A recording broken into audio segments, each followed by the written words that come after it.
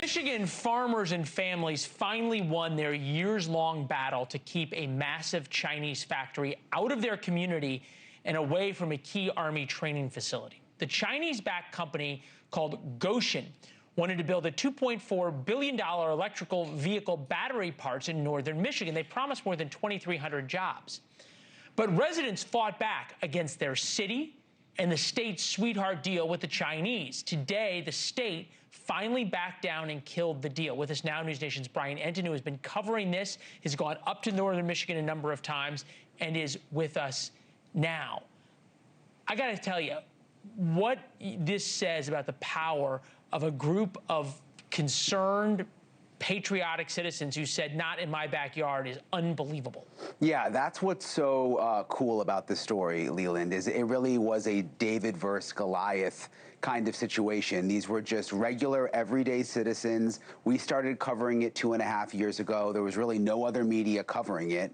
And they were upset that this Chinese-affiliated company that literally pledged an allegiance to the CCP in their corporate documents was building this billion-dollar electric battery plant right in the middle of their small town. They literally got together. They threw out the local government, remember. They had this election, and they threw everybody out. They started over. They fought, and they fought, and they fought, and today they finally won. Michigan has pulled back on the incentives, and it is officially not going to happen. I want to remind you, Leland, the first time we went to Green Charter Township, there was this very heated board meeting. You can see some of the video there.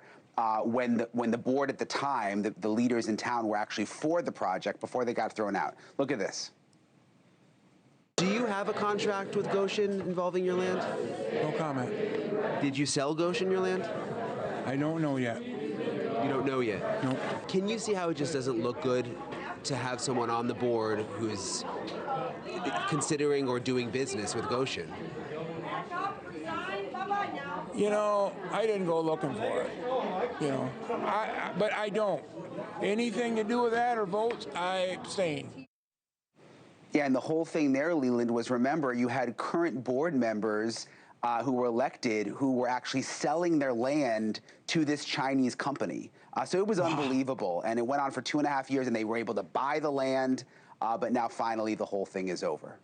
Well, I hope they're taking a well-deserved victory lap. I know some of your sources up there are unbelievable. Did the company actually still buy the land? So did all those city council members still make out with big money?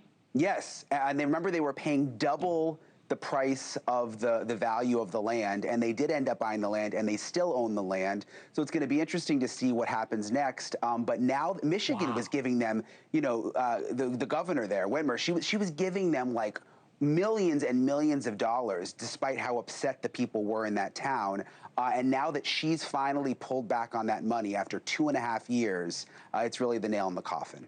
Yeah, it's so amazing. And you think about one of the things that they were so worried about was the fact that this was right near a big U.S. military base. And there's so many Chinese companies that your reporting has found near other U.S. military bases that Brian has uncovered, and we've continued to stay on this. As Brian pointed out, NewsNation was the first cable network to go up there to Michigan and to understand why these people were so angry. Brian, a well-deserved victory lap for you and for the folks up there.